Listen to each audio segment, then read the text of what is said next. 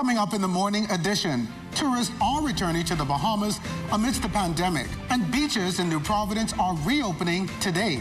And remembering our war veterans, all in the morning edition, which begins right after this break.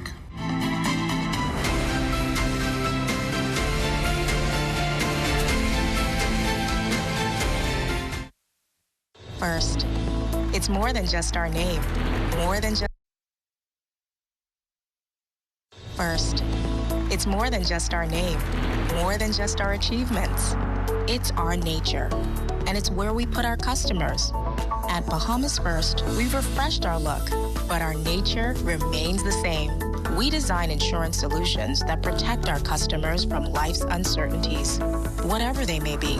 We equip you for the future so that you can recover stronger. Bahamas First, what's first for you comes first for us.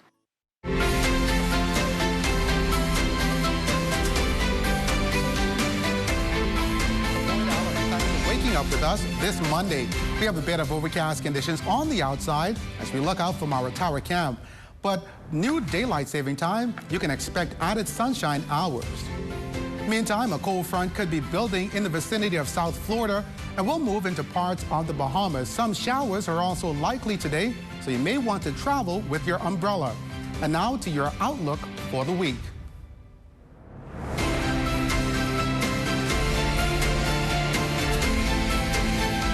And it's a Monday for your traffic commute on the streets. Let's take you out to Charles Fisher and the morning traffic team. Good morning, Fisher.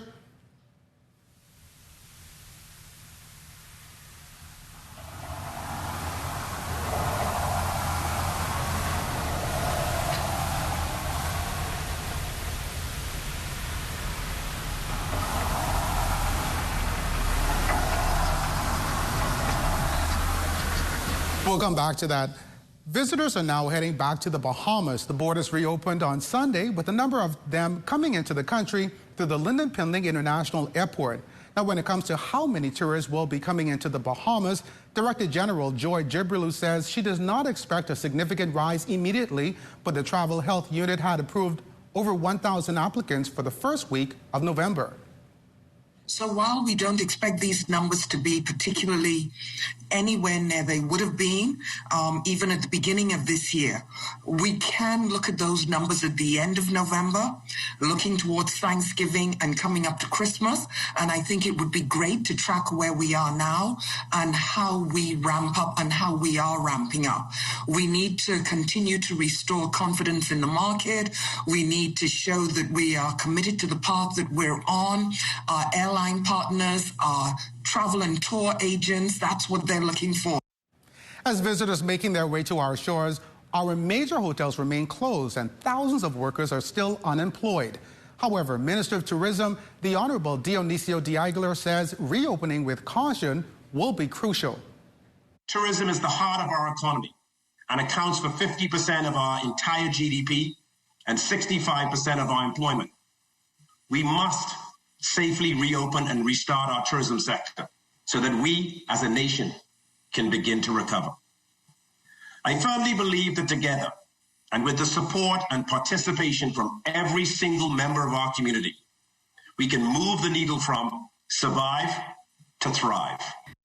Now, the government's focus has been strategizing and paving the way for international travel ahead of yesterday's tourism reopening with new protocols.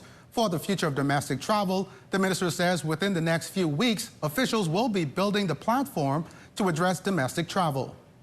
Bahamians want to travel to our family of islands, but we understand that within New Providence, which is the starting point for many travels into the family islands, we are experiencing a certain level of community spread. So the government is concerned about how to roll that out. So we've turned our focus to international travel, and this week we will turn our focus to domestic travel. And who knows, maybe 1 week from there I'll be back here talking about that and how that's going to roll out. But we want to crawl before we walk, before we run. Now, over in Bimini, that island is said to be preparing for an upswing in visitor arrivals. With tourists returning to Bimini, the island's major property, Resorts World, could be reopening its doors before the end of the year. And airport and boating travel to also see a spike in Bimini on Sunday. The islands welcome the return of its first international flight with the reopening of the borders. Silver Airline landed in Bimini yesterday with 7 passengers, of which came from Florida. Also in San Salvador, residents are said to be doing their part to help stir economic activity there, as the island has managed to remain COVID-free. Administrator Earl Campbell shares with us how residents are coping under the current slow period. To Club Med and the reopening of the facility and the job situation here during this pandemic era, persons have resorted to construction, jobs provided by the local council, and a few have applied for home-based business licenses through the administrator's office. However, there are still quite a few who are not working due to the closure of Club Med. The only information as it relates to the reopening of Club Med is December 2021. Now, according to Campbell, San Salvador remains quite an attractive destination for visitors. As tourists are looking for an escape, what sets San Salvador apart and different from all the other islands during this pandemic time? Other than sun, sand, and sea, and the overall beauty of the island, San Salvadorians are friendly and have a welcoming attitude when it comes to their tourists. We have a lot to offer as it relates to the rich historic culture of the island, such as the landing site of Christopher Columbus on Long Bay, the ruins of the slave plantation in Sandy Point area, and the waterways that run through the middle of the island and to the southern side. Most importantly, one cannot enjoy all these amenities if they don't feel safe and healthy. Crime is at a minimal, thanks to the Royal Bahamas Police Force, and of utmost importance, San Salvador is COVID-19 free. Well, over in Eleuthera, a team from the Ministry of Health is on the ground to assess the current health status there, as Eleuthera continues to see a growing number of COVID cases. That team is expected to engage in meetings with key stakeholders on the island and conduct health discussions with residents. And coming up, beaches are open. What are there to do for tourists and for locals? We'll have more for that on the other side of the break.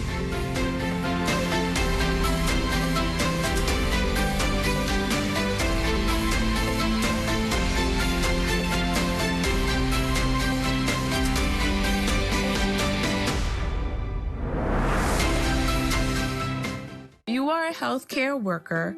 Thank you for fighting on the front lines against COVID-19. It is normal to feel stressed when taking care of others who don't feel well. But remember to take care of yourself. Don't forget to rest between shifts, eat healthy meals, engage in physical activity, and stay connected to family and friends. Avoid harmful coping strategies like drinking alcohol. For managers of healthcare workers, the same tips apply to you. Here's how you can help. Consistently give updates. Rotate staff between high and low stress level functions. Encourage work breaks and ensure that they know where they can find help. We are here for you.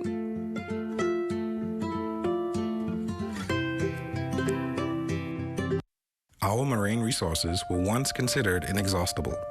Conch and reef fish like grouper were abundant everywhere, and it seemed as if the lobster catch would rise forever. But today, there is a downward trend that affects everyone. Researchers say we can reverse the trend by protecting more marine habitats.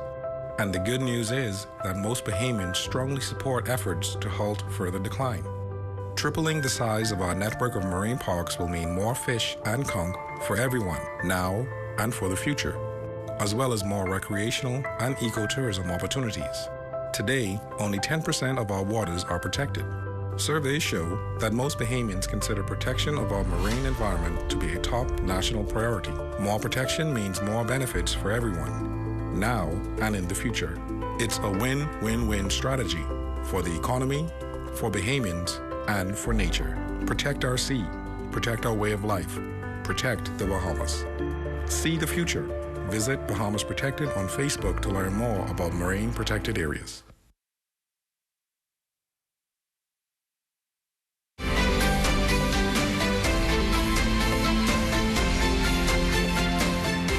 Well, it's a Monday, and for your traffic commute on the streets, let's take you out to our Charles Fisher and the morning traffic team. The traffic report is sponsored by Bahamas First. First in insurance, today, tomorrow. morning, everybody. We are here in the downtown area, Rawson Square to be exact. And one thing I can tell you out here is very hot, and the traffic is moving up and down, plenty of traffic. We have seen here this morning. I'm joined this morning by Corporal Kim, and Corporal Kim came here on his motorbike this morning, and we're coming off a weekend lockdown here in New Providence, Grand Bahama, and Abaco. Modest on the weekend, you were telling me there are still persons up and about. Good morning, Mr. Fisher. Good morning, Bahamas. And that is absolutely correct. Over the weekend, we've experienced some 14 accidents, but 4 of those with injuries. And it's still a concern. And the order is very clear, Mr. Fisher. For the weekend lockdown especially, unless you're an essential worker or you're on the road for some reasonable, and I say reasonable excuse, which you should report that to 311 and let them know your reason for being up and about. And to get clearance, you should not be on the road. You know, I investigated an accident myself just that day. And giving me an excuse for being on the road because you had to go collect some money from somebody is not a reason for being on the road. And that person was fined an additional $500. The person's got to take this thing serious, and whether you like it or not, adhere to the guidelines. We now have an accident now as reported that is on Market Street in the area of Wolf Road with injuries. I'm going to encourage the persons out there to please continue to drive without due care and attention. There's no need to break the law, to go anywhere choice the island.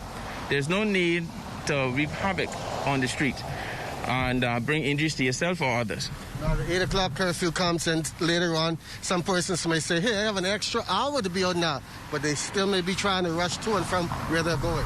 You know, and that is so true. Persons are really trying to take advantage of the additional time that was allotted as we ease our way out of this situation. That is no excuse, Mr. Fisher. I personally have experienced over the weekend, Friday evening, persons, especially in the Prince Charles area, persons are using that thoroughfare as a racetrack. And you be mindful, people. There's no need for it. You get in an accident, you cause injuries to yourself, somebody else, damage to your vehicle, somebody else's vehicle, now you're inconvenienced, and it doesn't make any sense. So I'm going to encourage you to continue to drive with due care and attention and exercise some patience and plan your route. Plan your route when choosing through the street. November 1st, the country opened back yesterday. Tourists started to come back in town. We have to be cautious. They will be on the streets as well. Normally, they drive on the right over here. We drive on the left, so more traffic will be on the road. Oh, definitely. We're going to expect an increase in the flow of traffic. I'm glad that slowly but surely things are getting back to the order. In order, and a lot of persons are also happy for that. And but again, it's no excuse for breaking the laws. I just want to say, continue to utilize your seat belts. We still have persons driving without using their seat belts. We still have concern with persons who are driving their vehicles with these infants that are in the front seat, that they're not properly fastened in their child seat at the rear of the vehicle. And this is a problem. And you will be stopped and placed before the court for committing these offenses. I'd like to thank Corporal Kemp for joining us here this morning in Rawson Square. When we come back, we'll be speaking with British Legion, the Bahamas branch. This is their month. They have a lot of things coming up. We'll be hearing from those folks coming up later on in the morning edition. Until then, it's back to you. Well, thanks a lot, Fisher. Now, the waters across the capital should be busy with swimmers with the opening of beaches. The popular outlet were closed for some time now, with many longing for the water. Head of the COVID Enforcement Unit, Chief Superintendent Shivago Dames, spoke with us. Today marks the first day that all parks, public and private beaches, are open from Monday to Friday and close on weekends. I want to take this opportunity to remind you that there should be no greater than 5 persons in a group attending beaches or parks. We will have ambassadors patrolling our beaches and parks to ensure adherence to the orders. Where we find breaches, citations will be issued. We know that this pandemic will be with us for a while. Please remember to wear your mask and to social distance. It will go a long way in keeping yourselves and our beloved Bahama land safe. Now, another developing story. Executive Director of the Bahamas National Trust, Eric Carey, says COVID-19 has had a relatively positive impact on the environment globally. even if those gains were only temporary. He says the lockdowns were allowing the environment a small reprieve, noting that in some parts of the world there were reports that the air and water were notably cleaner. You know, you heard reports of I guess in some of the canals in Europe, in Venice, people said that they were clearer and they were seeing fish. And yes, because people have obviously been on lockdown. So I would venture to say that there's probably been a temporary reprieve, but I would emphasize that it is temporary. You know, we've been doing some really bad things to the planet for a very long time, so 6 months isn't going to heal that. So I don't want to lull ourselves into thinking that the work of protecting the environment is not still important. It absolutely is. It's even more important now because when people come out of lockdown, they will more than likely easily undo any gains that we would have gotten. Kerry says the Bahamas National Trust does its part in advocacy and leads efforts for conservation, which complements environmental strides in recent months. Things start to happen with things like conch. And so, hey, what are we going to do about conch? So our organization often steps up to the plate to either lead or support advocacy for endangered species or threatened species that are outside of our national park. So we've supported efforts that Brief started for Nassau Grouper as an example. We supported sea turtle conservation. You know, sharks, which is a $115 million a year industry normally outside of COVID-19.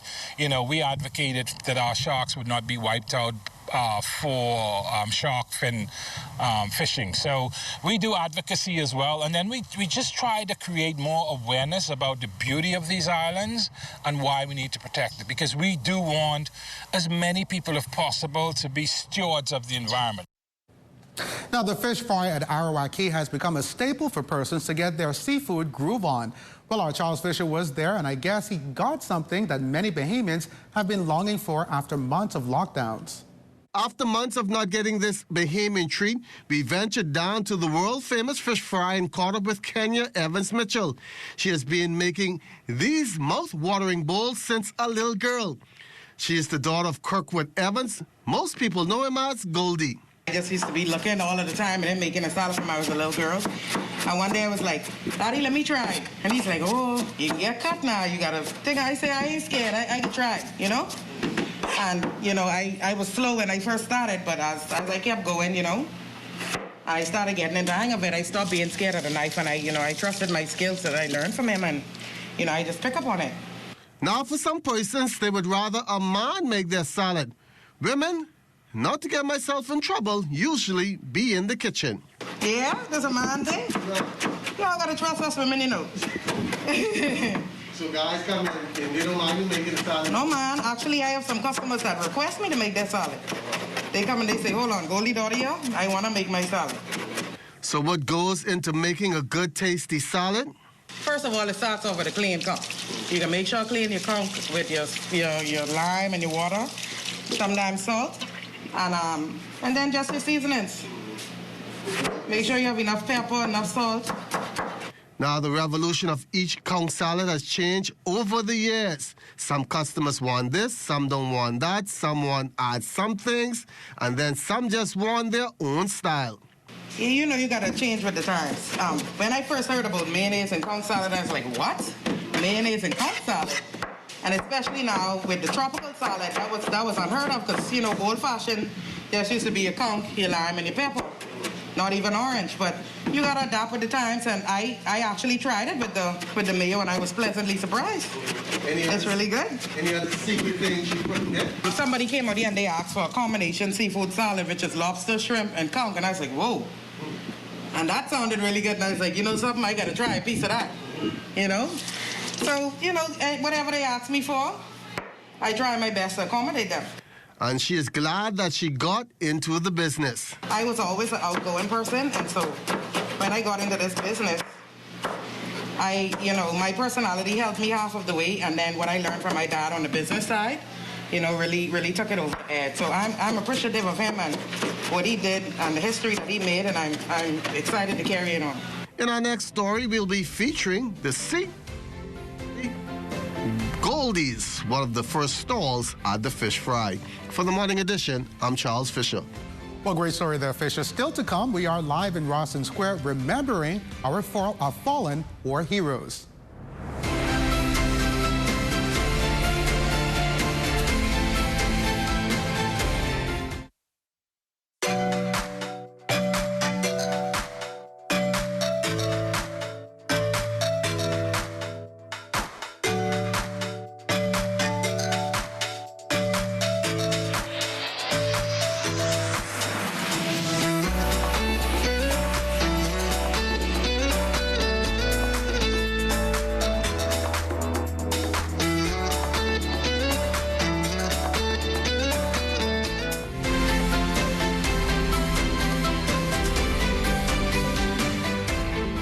And culminating the month-long spotlight of frontliners from the Royal Bahamas Defense Force, this morning we complete that series with a full look from the past, present, and future with Commodore Dr. Raymond A. King. On May 9, 1980, Cuban MiG jets fired on the Bahamian vessel the HMBS Flamingo, setting off an infamous tale in Bahamian history.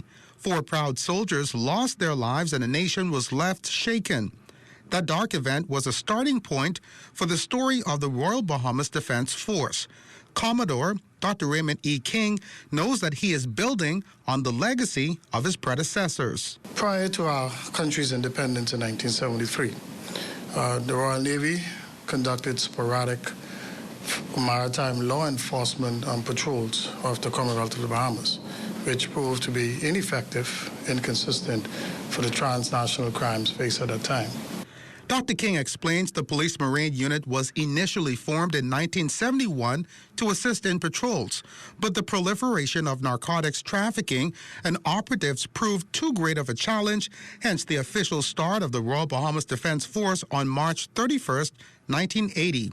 Dr. King says over the first 20 years, the RBDF has undergone a number of milestones. The conferring of the title Royal on the Bahamas Defense Force, the unfortunate sinking of HMBS Flamingo, the Bahamianization of the Royal Bahamas Defense Force on the appointment of the first Bahamian Commodore, Commodore Leon Livingston Smith. We had the first enlistment of women, the Defense Force participation in the CARICOM's UN peacekeeping mission in Haiti, the Adopt a School program, the establishment of the Defense Force Rangers program, the development of the base, development in terms of docks, jetties, building of warehouses and workshops. From the year 2000 up to now, Dr. King says development has continued with the establishment of the air and marine fleets and other areas. The Sandy Bottom project, which to date would have been the largest single investment by the government in any government entity, some $232 million. We also saw a significant enhancement in our maritime domain awareness. We now have satellite communications, integrated satellite communications. As drones are also... And keeping it moving, we are pausing this week to remember those who have served our country. Today, they are being remembered in a special way, especially under the current pandemic. Here's Charles Fisher. Good morning. If you happen to be passing through the downtown area, right here in Rawson Square, it is a beautiful historian display. The Bahamas Legion, British Legion, Bahamas branch, they'll be celebrating 75th anniversary this month. And joining us is Adina Monyo-Shallow this morning. First of all, good morning and welcome to the Morning Edition. Good morning. Tell us about this month's activity. 75 years, but COVID has played a factor in just about everything. Had to scale things down. Well, this year, the British Legion is celebrating 75th anniversary of the ending of World War II, which took place in September of 1945.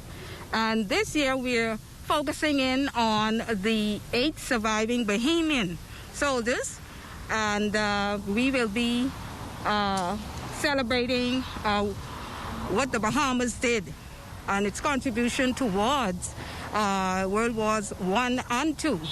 Over by the bus of the Samuel Butler bus, we have the World War I's, which took place 100 years ago. And then over by Queen Victoria, we would have those who made contributions 75 years ago.